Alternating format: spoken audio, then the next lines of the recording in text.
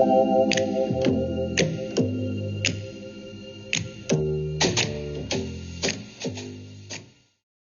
welcome back to another episode. Is this our Fifth. first? Is this the first for 2026? Oh, it's the first. Definitely the first for 2026. Yeah. We've had a little bit of a bit of a break. Yeah, and we're doing this on Friday the 13th. I didn't even realise that. Mm-hmm. Are you superstitious? No.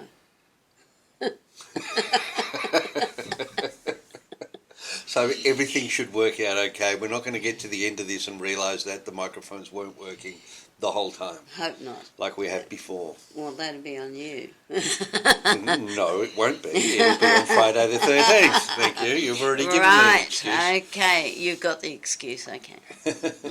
Adela, so today's episode I thought we might talk about a chat that I had last week up in Menindee. Mm. So I was in Menindee for the whole week. And you've been working with them for how long now? Years? I think it's been maybe 8 years. Yeah. I think. Yeah, I thought it was a while. Yeah, it's been about 8 years since I got a call from Kutnya Cultural Camps in Menindee to assist with a couple of kids that they had in care that come from the camps. We'll hear a little bit about their history. Yeah. So I sat down in Menindee last week. We had an impromptu sit down. So I hope all our listeners can excuse the audio quality because I didn't take any microphones or anything. Just so I'll strike while the iron's hot. Yeah. And the visual, the camera was just a camera on my laptop. But I thought it's still audible, and I think that it's well worth just ignoring the... I think the audio quality is not too bad, but it's well worth just listening to the words. So you're going to see, we're actually at the Mirrimpilyi Muurpa Nara office, and Mirrimpilyi is an Aboriginal care service for Aboriginal children in care, although they have also had kids from all sorts of background in care. And so their office is based in Menindee. This has all come from the Kutnya Cultural Camps and just from the general, I guess, ethos of the community. Yeah. An incredible community. And I sat down with Michelle Kelly. So she is the program manager for services from Mirrimpilyi. And also you have Geordie Fussy, who not only manages Kutnya Cultural Camps that we spoke about, but is highly involved in the care of children in the service, as is Daniel Fussy. Yeah. Brothers? So they are brothers. Yeah. And Daniel is, I believe, possibly on the board. He is also a member of council for the area, and he himself is a foster carer. Yeah. So it seems like everyone is involved in everything. So it sounds like everyone's a foster carer there, really. But pretty much. I mean, you'll hear us talking about it. It's a whole community thing. Yeah. For sure. So let's just let's go to that clip. Yes. Buckle in and really have a good listen to it. Yes. And then we'll come back after that. Yes, and you keep threatening to take me there. I'm in Menindee on Barkindji country at the office of Mirrimpilyi Muurpa Nara, providing out-of-home care services for Aboriginal children from all over New South Wales. And I'm here with key members of the community and leadership of Mirrimpilyi, Michelle Kelly, Geordie Fussy, and Daniel Fussy. Like Mirrimpilyi's very unique because the community is very unique. I reckon there would have to be more foster carers and care workers for kids per capita in this community than anywhere else in Australia. I think it started off with the Kutnya and co-design in the camps that were run through Communities in Justice and Kutnya, and from there people had their interest, and then Kutnya were having motel placements at that time, and they had a lot of care workers because we had a number of kids in care, and then the people who were looking after the kids generally cared for the kids, and then they didn't want to see them kids be without or anything, so they then applied to become foster carers, and I think it's just a difference in the relationship building and the passion that people have to ensure that kids have safety and that they have a place to call home. And for those who are not from Menindee, they love Menindee. They love how the community accept them. It doesn't matter where they go. Like the school, they've got Edie who can understand all about like what it's like to be in care, but also sometimes just being that familiar face at the school. Then they have the land council. So everybody here sort of cares about the kids and are concerned, I suppose, and enough to become foster carers. And everyone seems to play a role. Yeah. When I'm here working with you at the school, and then we have a meeting at the land council, and then we're at your place here, your office here, and then visiting houses. But you talked about Kutnya before, and just because our listeners don't know what that is, so Kutnya's come first, sort of paved the way. What was Kutnya? Geordie, maybe, how did that start, and what is it actually? We just started these doing these cultural camps. Cultural camps. Yeah, for kids in out-of-home care, and then we sort of, because we were so successful at that and built all these relationships, they sort of asked us, DCJ asked us at the time, can you do this? And then we said yes, and then figured the rest out along the way. And it came from the relationships that we built from there, so it sort of just flowed into everything else. So, because Kutnya, what you mean by cultural camp for kids in out-of-home care, you're talking about addressing the needs of Aboriginal kids who are in care, who aren't necessarily from here. They can come from anywhere to come along to the cultural camps, right? And why was that needed? No, some of it seems obvious, but there was no cultural camps available. So, and I know with DCJ, we approached the land council, we approached different people about setting up the camps, and that's when we co-designed them with Kutnya to make sure that kids, because we had a lot of non-Aboriginal carers with Aboriginal kids, so their cultural needs wasn't being met. So this was a way of doing that. And what it did show also when we had all the kids from attend the camps, that when they did the family trees and just did some of that family, that most of the kids were related in some way or another. So it made the camp, then they got their own own little network at the camps that they kept in contact with, and So a lot of what the cultural camps were about was about showing kids where they're connected, not just teaching them about culture, but showing them like where they belong in the culture. Yeah, and it helped that we had local kids and kids in our family there as well, because they made all these connections to Menindee, like with their friends and that, and then they created their own little network where they support each other. And the thing was, it was only meant to be the one-off camp, and then we met all these kids and were hearing the stories and seeing where they were, like had no idea about anything, and was like, wow, like this needs to be so much work done. And then it sort of went from there. Still stepping like with the community. Because the community wasn't aware, like if they were kids in care, they thought it was like JJs, like juvenile justice stuff. So they thought they were bad kids. They didn't necessarily realise that they were just in a bad situation. They just and they making were that. moved. So they made that assumption, but once you cleared that up, like with the shop and that, they were all like, hey, are you here for camp? You know, like when you'd go to the shops and stuff, so it made them feel like the kids are part of something. Yeah. That this is their own little camp. So I noticed that the community's got this real knack of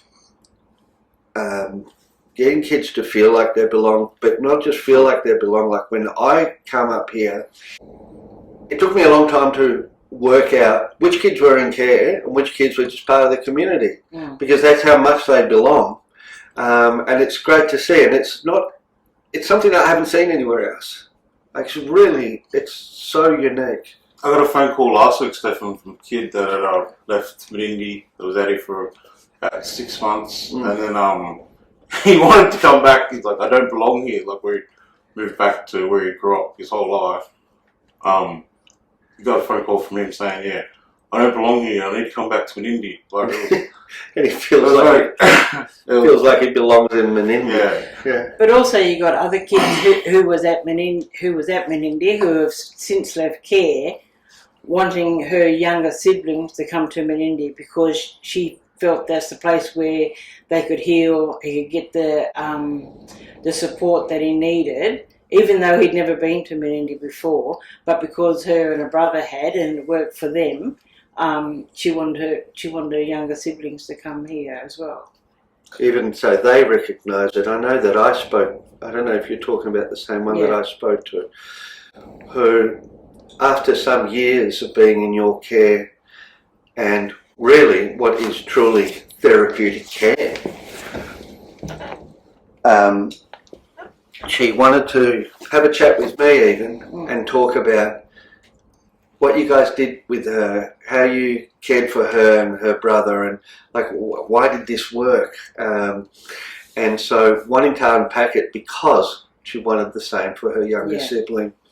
And so I think that, I mean, I've been working in the space of therapeutic care for a long time, almost 20 years, and I don't see it being done so well as I see it done by Mirrimpilyi.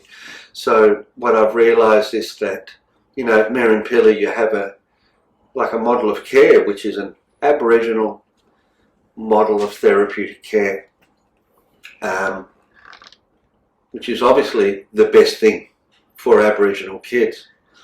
I wonder too if it's just the best thing for any child in Australia, because I've seen you get amazing results with also kids who are not Aboriginal kids who have had to come into your care, and the outcomes that I see are just amazing. You know, what is it about the model of care that seems so natural? It seems so easy to you. I know you and I have had conversations before, Daniel, when you've seen other models of care and you've seen other people working, you've said, why are they doing like that? What, you know, and I've said to you, what you guys do feels normal to you, but it's not the usual way out there. when we talk to the kids like that we've worked with, they like the fact that we treat them like our kids. Yeah. So there's not that separation like that. They're treated differently, but we've made allowances for them. But it's like whether they're parents and uncles and aunties and all that there. That's what they've said. You know, like that feels not. It's not like they're a number. It's like they're family. And I think that's evident, like, because we say, well, you come through the door as a client, but then you become family. Like, and I think that's what it's that belonging, giving them a sense of identity, and you can belong to many communities, like, but they consider this to be one of their places, and it's a connectedness, you know, it's being connected, the relationship, and it's just really Aboriginal child rearing practices that we do, but on a bigger scale, because that's how functional Aboriginal families would work. And a lot of people haven't seen functional Aboriginal families. They've only seen the dysfunctional ones and think, oh, well, that doesn't work. And, you know, I think culture is very important, because if they're strong in their culture and identity, they have a place of belonging, they're going to thrive in all other areas. But unless they've got that strong grounding, it's not going to work. And I think that's why it's different here. You come in, like I said, as a client, you become a family, and it does take a village to raise a child. I know that's a thing that's thrown around, but in this case, this is genuine, because Menindee is a village like that, where everybody rallies around that person to cater for their needs. It takes a long time. The other thing that took me a while initially is to work out who's the foster carer, who's the actual allocated foster carer here, because you don't know, because everybody's looking after these children and there's such safety, and everyone's looking out for this child. There's such safety and accountability for each other. It really is incredible. I wish this was everywhere.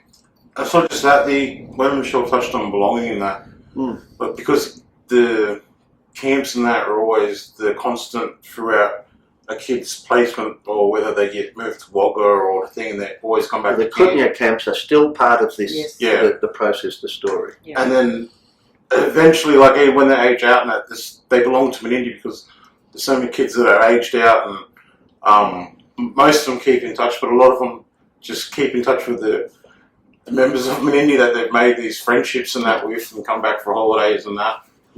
And our local rugby league knockout's a big sort of gathering for everyone, where they all got to make sure they come back. And when our local footy team's going, everyone, that's all the kids that are in care, because we take them to the footy and they follow the club, you know what I mean? Everyone's following on Facebook, watching the lives and keeping in touch that way. Like it's so using the knockout, the football knockout as a gathering point. What's the significance of that? It's just catching up with families. It's like we mainly only catch up for funerals. Right. Good events, and then to having a positive one where it's not in mourning, it's an experience for them. Like, and as Geordie was saying, we had a kid day before contacting me and said, "I got my work with children's check now. What do I need to do to work camp?" Because that was one of the things, because he'd been coming to camp for maybe 10 years, and then it was his last camp, just not He just recently. turned 18, Yeah, and then he was, that was his big thing, but he was almost like something was ending, and I said, you can still come back. Like, I said, you can come back and work, just get your checks and police check and all that. So you have had kids who have come to you that have been in out-of-home care, they grow up, and a lot of kids age out of care, but they don't seem to. They're still with you. We're still in contact. They're in their late 20s, so they're still part of the community afterwards. And I've seen the amount of support that you give to kids when they're supposedly aging out. I also see some systemic issues there, because you also no longer get the support that you normally would from the state departments that were always giving support and resources to the kids. You still take that on. I think something needs to be done there eventually. There's got to be some change and some recognition there. I know we're working towards extending the age of care, but we have a way to go there. But there are a number of kids who have come back and they're looking after kids. Yeah, and they tell their story too. And the ones that age out, usually we get a phone call if someone's not going so well, and we get a phone call, "Oh, you should ring this person." And then not long after, usually they do a little visit at Menindee, and then we sort of get them back on track. Back to how they were feeling. and a couple of them, when they was in trouble or they didn't know what to do, they'd always ring and we'd try to get on to the department, whether it's to access their leaving care plan, to do that sort of stuff, because they hadn't been taught that whilst they was in care by DCJ. So we'd ring up and then they say, I say, "Oh, what can we say?" They say, "Oh, tell them you're my auntie," So, and I think that was a little bit foreign for DCJ to have people that are not related to actually care about these kids and be ringing up and saying, hey, they need to access some of their stuff that is rightfully theirs, but they just didn't know hadn't been taught how to navigate the system. And what they start to learn, I mean, pretty quickly, I noticed, is that you very quickly become forever there. Auntie Michelle, Uncle Geordie, and Uncle Daniel. That's how they talk. Kids. And I think for us too, we had that Koori network, so we know when a kid enters Reby or somewhere like that, we get a phone call to say, well, Daniel got one to say that can this person ring him? You mean the Juvenile Justice Centre? Yeah, the Juvenile Justice Centre, and also because they knew Daniel and Geordie, so they want Geordie to go and visit him, but they also want Daniel to be able to have phone contact with him. Because to him, you're family. Yeah, that's right. Yeah, and when he was here, he couldn't see that, but when he left, he thought that he belonged here. We kind of predicted that. Yes. What would happen? Yes, yeah. What do you think? I think that Mirrimpilyi really is ahead of the game in terms of therapeutic care, like true, genuine therapeutic care. What do you think needs to happen structurally, politically, to support a program like this and more programs like this? Can I say that all the programs at DCJ, so their ITCs, their MST cans, and all the therapeutic centres, they come from overseas. They come from the United States and everywhere. They do not contain culture, and they didn't want to change their model because it changed the fidelity of their program. So therefore, cultural has to be at the centre of everything that you do. And like I said, like if they're strong in their culture, they've got a good understanding of belonging and everything like that. Everything else becomes easier.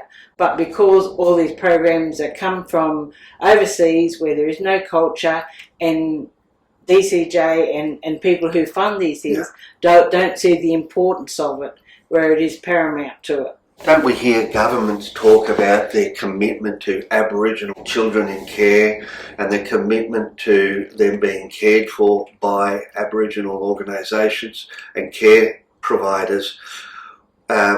We hear that. Do you think that they're kind of not quite living up to? No, they're not. It's a ticker box. So in 2012 with the Wood Royal Commission, it was about every Aboriginal kid was going to be managed by an Aboriginal out-of-home care organisation. That has now, in 2016, turned around and say, well, that's the carer's choice. If they've got they're non-Aboriginal and they have Aboriginal kids, it's their choice, the carer's choice, not the kid's choice, not the parent's choice. It's the carer's choice whether they want to be managed by an ACO. And for Mirrimpilyi, we were accredited 3 years before we got a contract. So whilst they say all was a lengthy process, wasn't it? Yeah. And whilst they say all these things and it's part of the targets for closing the gap and everything else, they're not being true to what they've committed to. Yeah, well, I don't even know whether they've committed to it.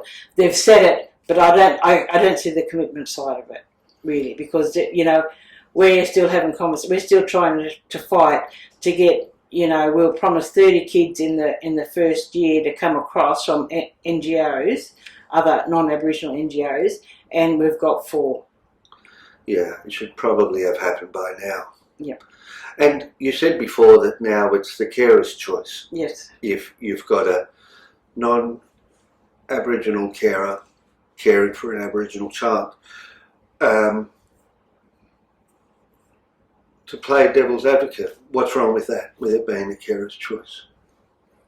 Because the carers are not always going to act in the best interest of the kid. And for them, when you have, and I'm just going to say it, racist carers who think the kids are better off in non-Aboriginal placements being managed by a non-Aboriginal organisation, and they're going all right, when that kid will turn 18 and they won't know their identity, they'll struggle. We've seen a kid who was Aboriginal by all means, grew up in white foster care, and when she left care, really struggled to fit in because she was too white for the Aboriginal part of it, but she had no connection. She had a little bit of connection to her family only, but didn't know how to deal with the issues that were coming up, especially because she was working in health. So around health and what you know, what impacts on Aboriginal people as far as health goes.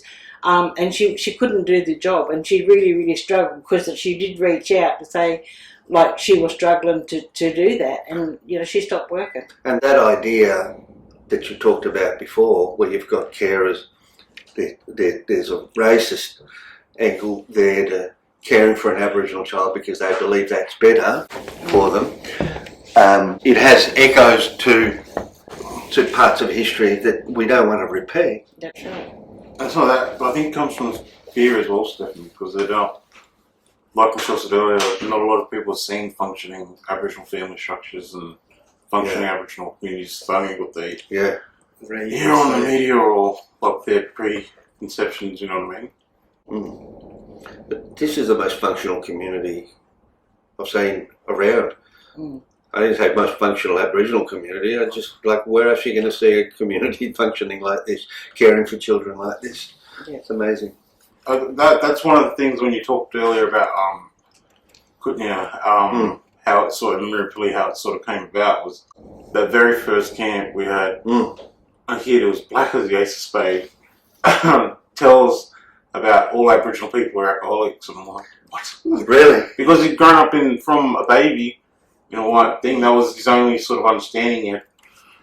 And he was black as ace of spade. Yeah, right. He was telling us all these things, all these stereotypes, and I was just like, And actually spouting racist things. Yeah. and he was Still those Aboriginal He thing. was actually believing. Yeah. and it's not that, there was that shame about being Aboriginal as well. Yeah. And we tried to hide it, and I said to him, I don't know how good you got to hide it, mate. His complexion, he's black as ace of spade. I mean, when I think about, from my point of view, working within the space of trauma, the impact of developmental trauma, that one of the biggest compounders of trauma and its symptoms is shame. Shame is the one thing that prevents healing more than anything else. And I think that what you're talking, I'll never forget a conversation that we had once, Michelle, where you said to me, a lot of Aboriginal kids are just born to feel shame and they don't know why. And this is what you're addressing, and through the connectedness, true sense of belonging, that shame goes away, and you see the strength and pride in kids where they are able to heal from their early traumatic experiences, because kids in care are going to be traumatised. And so I think addressing the shame is just, from my point of view clinically, it's just so important. You take a huge hurdle out of the way so that someone can heal and have a fulfilling life full of the same opportunities as anyone else. Yeah, I think with that shame too, as they sort of become more connected, like coming to camps and feeling that strength and that belonging in that, that turns into pride, and because they've got role models, like, and I've seen that in the kids. Yeah, and it's not that, it gives them a bit of hope, like, because they're not just going to grow up to be the stereotype what a lot of them have grown up to sort of expect to become, but it gives them like a sense of like hope that they want to have a crack or become successful. Because a lot of times, Stefan, we get asked by kids that when we get the phone call when they've got a job, like, they all want to share that with us and make sure everyone has foot in your nose. And I want you to feel proud. Yeah. Too. Yeah. But then a lot of times it's like, who's the most successful camp kid? Like, I get asked that question so many times because they all want to sort of. Oh, the kids ask you that. Yeah. Because we see now camps and that, like the older kids that have aged out, and because a lot of them just come to visit camp, like for a day. When we got camp on, they'll bring their kids. They're not in care. They'll bring their kids to camp. If we're out the lakes or whatever, they'll just come out and say, and to catch what up. are you doing? You know? And and then those younger kids see them, and then they ask them, and then we tell them a bit of their backstory and sort of how they fit in and that. And when they see that, like that they're working or they've got their own car and that, like the other kids sort of get not inspired, but yeah, like it's sort of a bragging thing. Like, I'll get asked that question so many times, like, who's the most successful kid? by a lot of the kids because they want to be the the pinnacle, yeah, the one. And I think there's a lot more good news stories out there than what's published, around these kids that have been in care who wasn't expected to do well, but have turned out like success stories. But there's not a lot about them, Because there's a sense of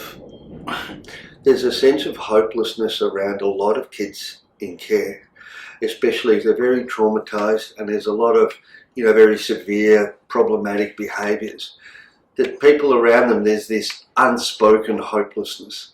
Yeah. No one's holding hope for them, and that's what they need, to hold the hope for themselves. And you're able to do that, obviously. One of the kids we had a camp, and then we had him in a motel stay, and I ended up becoming his carer, and he's since moved away and got a job and that. He always asked to come to camp, and I was like, why? You never participated in a single activity. But he just wants to come back, sit around. And because but you thought perhaps it wasn't having the level of impact that it was actually having. Oh, we sort of knew because we'd bring him in little chunks of time because he wasn't good at socialising at that age, and he was there every camp, just sort of drifting in and out for a few hours at a time, and I love stirring him up about it when he asks me, when's the next camp? And I always say, no, you're not coming. You never participated in a single activity. But it was important to. Yeah, but we have so many kids over Michelle that have come. They refuse to engage in any activities, but they love coming just to sit around and talk to all the other kids. That was the one that Daniel said had called him. Yeah. This last camp, he was the most active kid, but he has the reputation of over all the years being the laziest kid. Yeah, he just wants to watch it. But this last camp, he had to do everything. Yeah. Just wanted to be part of it, Yeah. There's just such pride in it. It was funny the other night. We all had dinner at the pub with the staff from the school, and there was a couple of the kids there, little kids, 70-year-olds, and they're sitting down. I'm thinking, what are they doing? One split a twig open, and he's trying to start a fire because of something he's learnt at camp, And I said, he said, can you help me start a fire? And I said, well, I don't know how to do that. And I said, I don't think the pub owner's going to be very happy with me if I started a fire. But I think, as far as cultural needs, I think a lot of them had no idea about Aboriginal culture, even the history, even the when they got older, the effects of intergenerational trauma, and how that still impacts today. And so for them to go back and learn the true history, I think it's a bit of truth telling at the camp, like it's not, Captain Cook didn't discover Australia, which a lot of them at the first camp, that's all they knew, and so it's getting them saying, well, no, it actually started before that, like just at age appropriate stuff. But I think as they get older, then learning how them past policies impact on people today and why they would see that some people might abuse alcohol, might abuse things, but there's that reason behind it, that they haven't dealt with trauma. Do you think the kids, because it's quite confronting hearing that, how do you think the kids handled that? What's their response to it?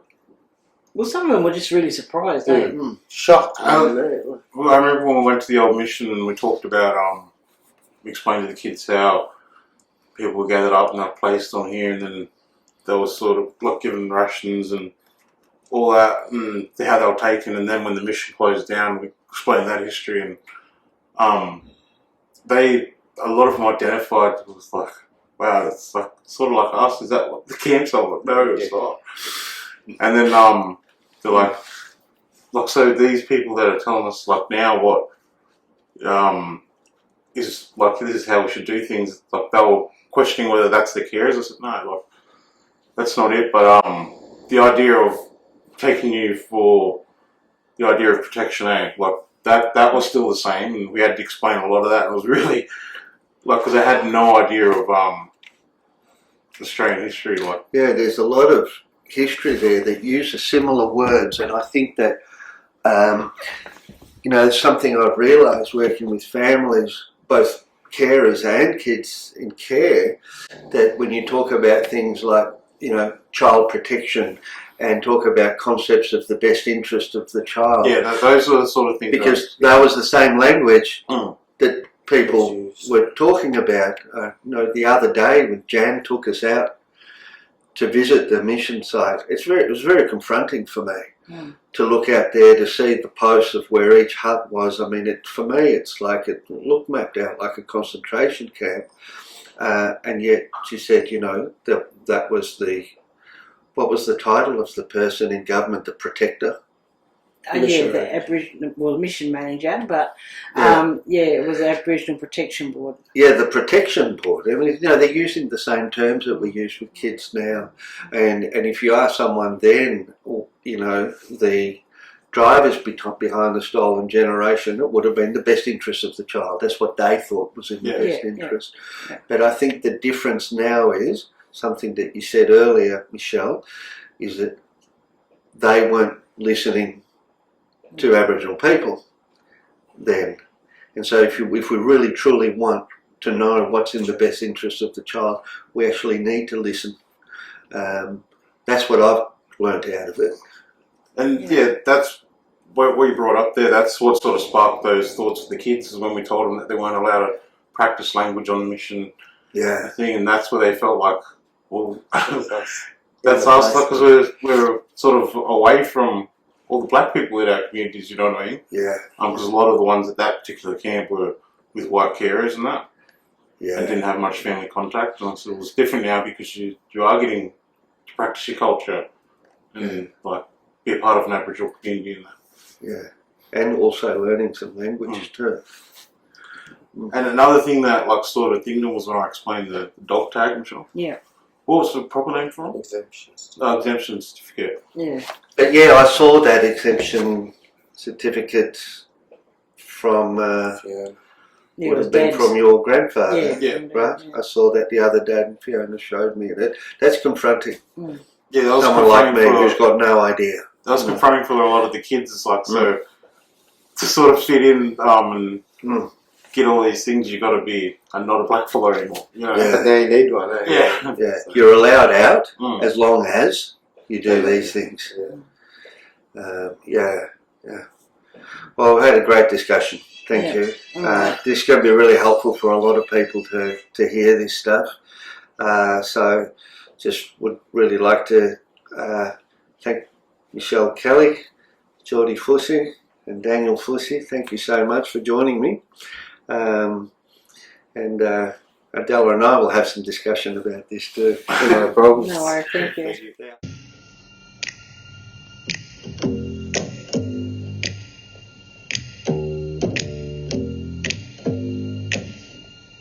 We're back. There was a lot there. Yes, there was a lot to think about and talk about, but a really beautiful, warm feeling about the way the community works, which comes across so strongly even in that chat. It does, doesn't it? It and does. The other thing is, it was interesting. Robert was listening in when we were listening to it just now. And Robert being one of the other members of the Night Lamp staff. Yes, he's here at Night Lamp in the next office. So he thought he'd have a listen because he's actually also been out to Menindee and done some work. A few of our staff have been out there. And Robert said that what struck him was just how genuine the conversation was, some really poignant points, but he said there was none of the usual kind of professional pretentiousness that we see. I'm so smart stuff. Yeah, that's what he said, wasn't it? Yeah, that was interesting. None of that. Just very real people. So what? I mean, I already knew what was in it because I was there. um, what struck you initially from the conversation after that? I think two things really struck me. One was the degree to which the community as a whole has boundaries, but they're not that visible or problematic. You can see there are boundaries in the way that they're thinking and working, as there should be, but they're the right boundaries in that they're not artificial boundaries, and they're certainly not boundaries around relational interactions, that they're quite open and fluid, but the boundaries are understood in terms of how they as a community work with children. And also, you know, I was quite interested in the comments about how it all started and how the department up in New South Wales had asked them to run a camp, one camp, I think they said, didn't they? Yeah, I think so. Because for starters, what's one camp going to do? You know, it's in a way, sorry guys, but it's a nonsense, really, because it only means something if it's the start of some kind of connectedness, and it only means something to the kids if it's the start of a connectedness. And that was present in the comment that was made about the boy who kept wanting to come back, and the comment was made that he couldn't work it out because the boy had not ever really fully participated in the camps when he'd gone to them, when he was a part of them. But of course, he obviously had, in his own way, to the level that he could. And so, much more meaningful than it appeared at first sight. It reminds me of lots of times before where we've seen this in kids,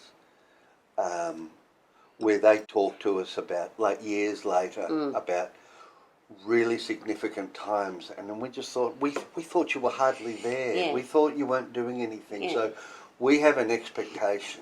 That is wrong somehow. Yeah.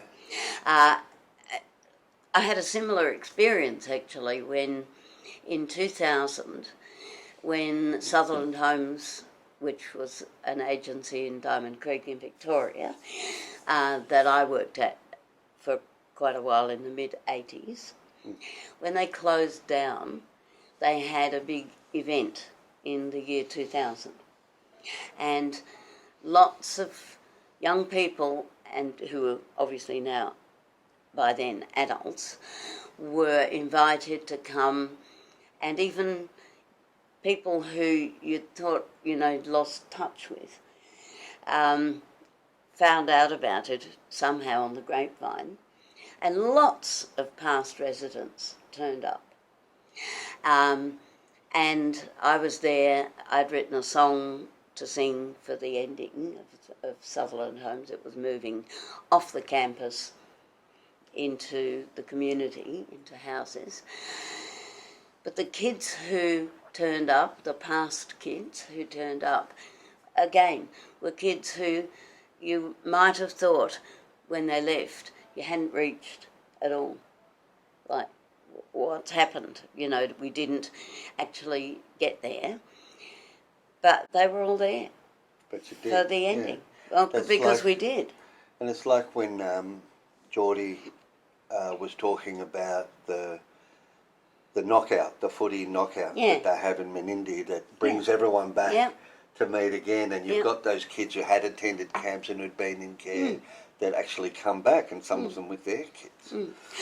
You know, one boy in particular, who was a young man by the stage of the closure, the event, went to great lengths. Can you pick me up at this station? Can you pick me up at that station? I can get there by this time or that time. And I can tell you, I wouldn't have given you twopence for that, for the impact that I thought I had made on that person as a boy, he wanted to be there. No doubt about it. And another young woman came up to me, obviously an adult by then, and referred back to a metaphorical framework that I'd given her to think about things, and referred to it. This was the first thing she said to me. The first thing. And I knew exactly who she was as soon as she said it, because she looked quite different. But we need to get, I think, in our systems and our care systems in particular, need to get better at recognising that. What is the impact? We may not think we're having an impact, but we are having an impact. Yeah, sometimes it's we think really important. I think sometimes we think it's about the content of the activity, what you're going to put together, how you're going to structure it, and we miss what really matters, because obviously what you're talking about, what Geordie's talking about, it's the activity was great, but was secondary. Yeah. What was important is who they were there with. Yeah, and the essence of that relational contact. Yeah.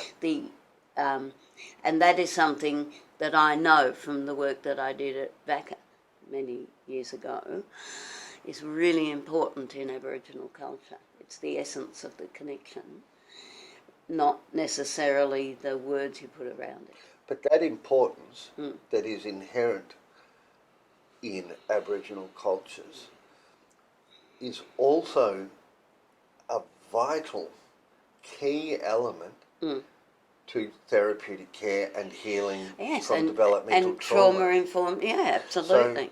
So this is why I made the comment during the discussion that I had in Menindee that I have seen them, especially the work that Geordie and Daniel did, in particular with a couple of young people who were kids who were not Aboriginal kids, came into their care because the department needed somewhere for them. Yes.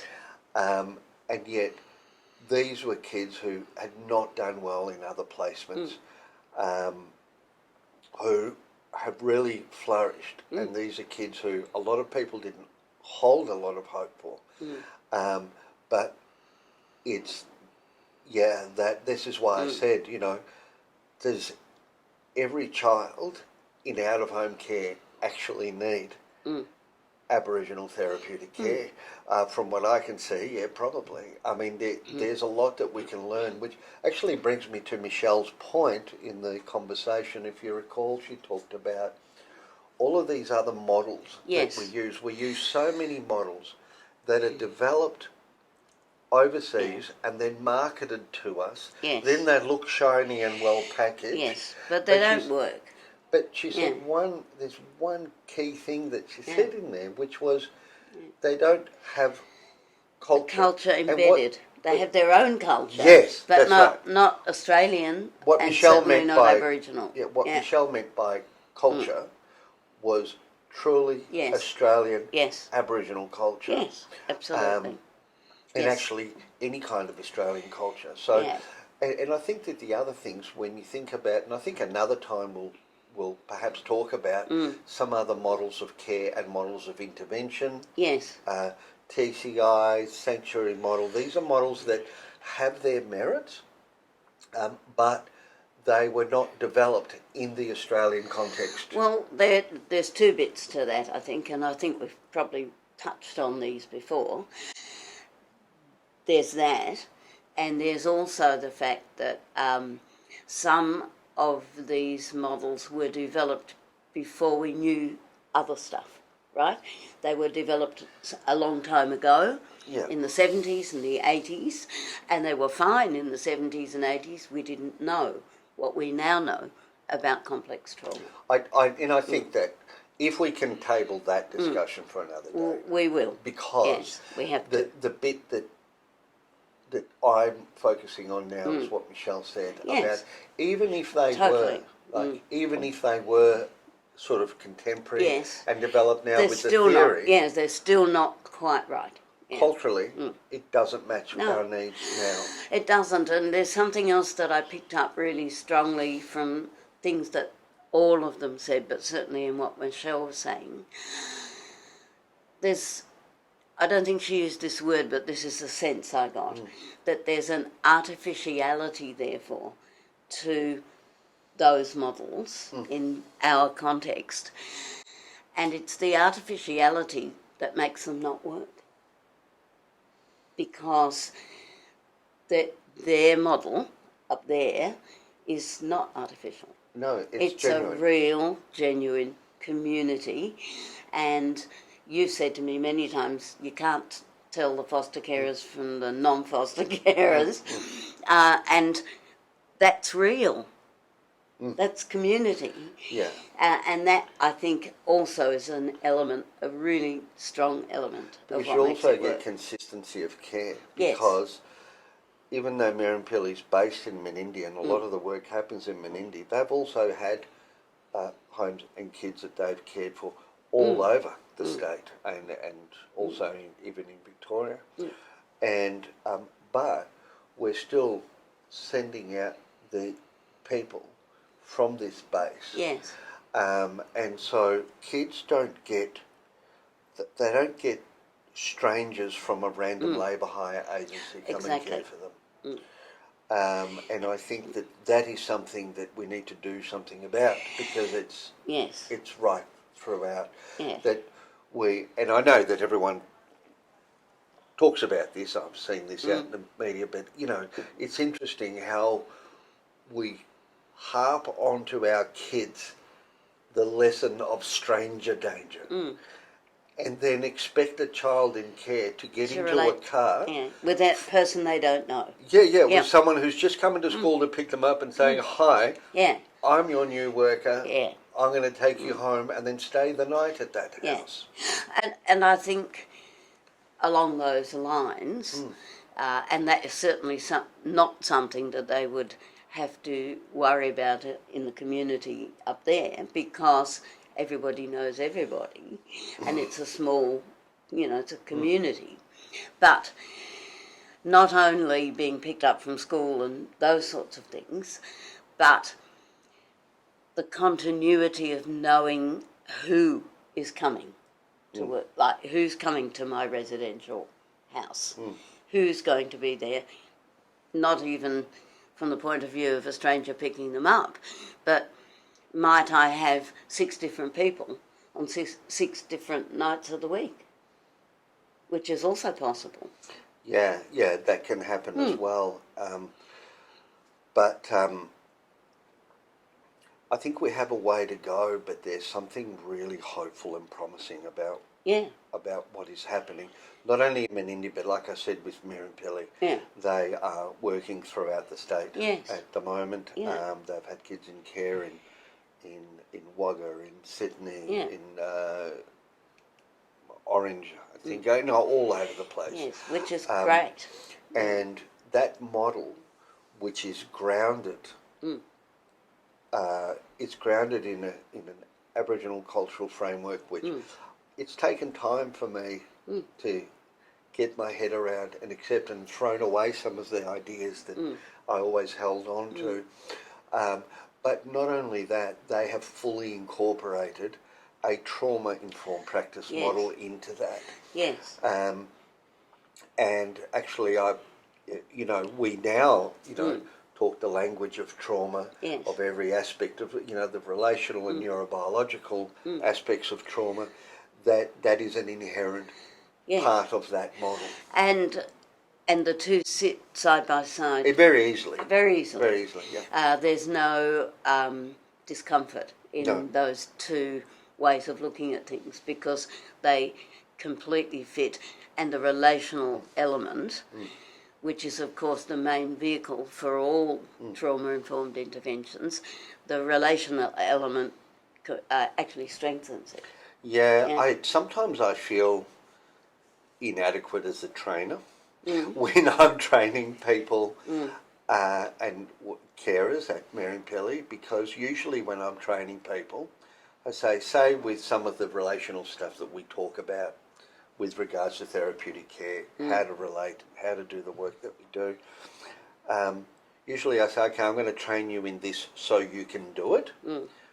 Sometimes I feel like when I'm training people at Mirrimpilyi, so I'm going to train you in this so you know why what you already you're do doing works. No, well, it's true. You know, so It's clearly true. It's humbling. Yes, and I suppose looking at it the other way around, it may not feel comfortable to hear that on their part because they're thinking, we've been doing this for centuries. Yeah, yeah. It's like, what do you think you're telling us? I just want everyone to do it. And I think we'll get there. I mean, you and I talk so much about, either inadequate models of care or models of care that are almost there or have been really good for a bit. Yes. But, it's really nice to talk about a model of care that is exemplar. Yeah. I think it's really it's refreshing, isn't it? It is. It is. And from having watched your bit of the podcast, speaking with them, now I want to go up there even more. Yeah, well, we'll have to make a trip. Definitely. I'd really like to meet them, even if I only go once. I was going to say day trip, but day trip is like just to get us halfway there. But would be, I'd just love to meet them and, you, I know, have raved about the work that is done up there to me for a long time, and I see why from the conversation that you were having with them in the podcast, but I wouldn't mind seeing a little bit more. Yeah, okay, well, let's do it. It would be good. Let's do it. I'd love to meet them personally. I'll book you a room at Darrell's. Darrell's? I'll take your word. That's a Burke and Wells motel. Okay. I think that would be a really, truly great experience. Love to meet those 3 people and more people in person. It would be great. And everyone. All right. Yeah. You hear that, Daniel? Better fire up the barbecue. Yep, fire it up. That sounds good to me. Is there anything else you wanted to talk about from that before we... Yes, I would like to say that it would be worthwhile. I'm ambitious, right? Because, we have people coming from other countries of the world telling us about their models. Why don't we take our models and the work that's being done up there to other countries of the world and say, look, have a look at this. I reckon that would be interesting. We're doing it. Pack your bags, Michelle. Well, here they are and they're doing this work, and it should, it's our culture, it's Australian culture. We should be showing the rest of the world what we're doing. Well, we should. Yeah. Well, we should be proud of absolutely proud of it. the fact that we've got our own. Yeah. Our own. Yes. And it works. Of care. Effective models of care. Yeah. Exactly.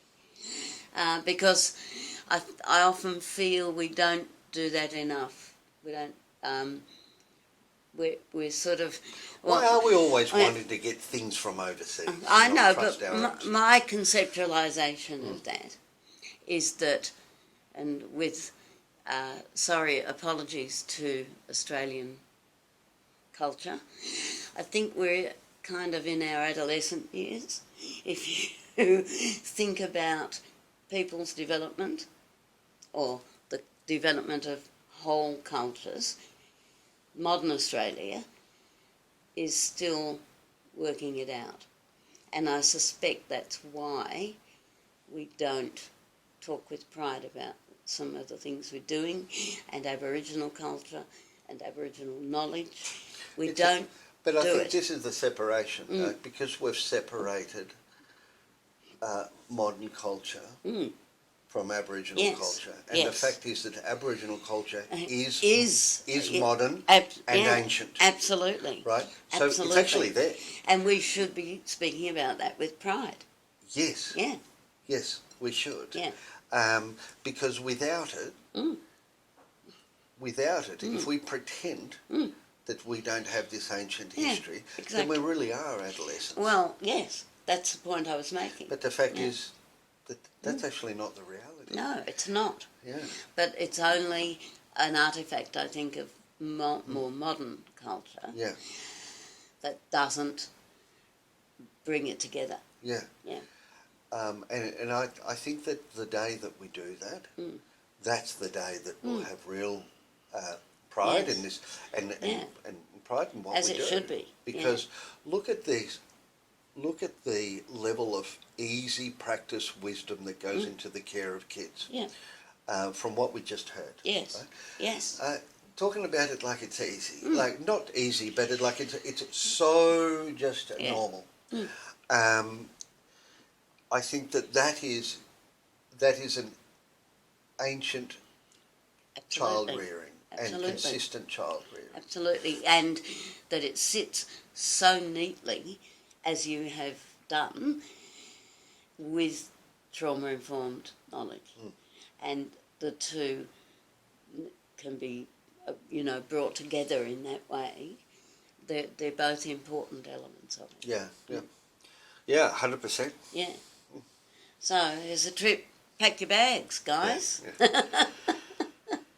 Well, thanks for the chat once again, Adela. Yes. It's good to see that we've got 2026 going. Well, it is, and we did say at the end of 2025 that we would do this podcast with the people out there, and now we've done it, and that's great. Yep, yep.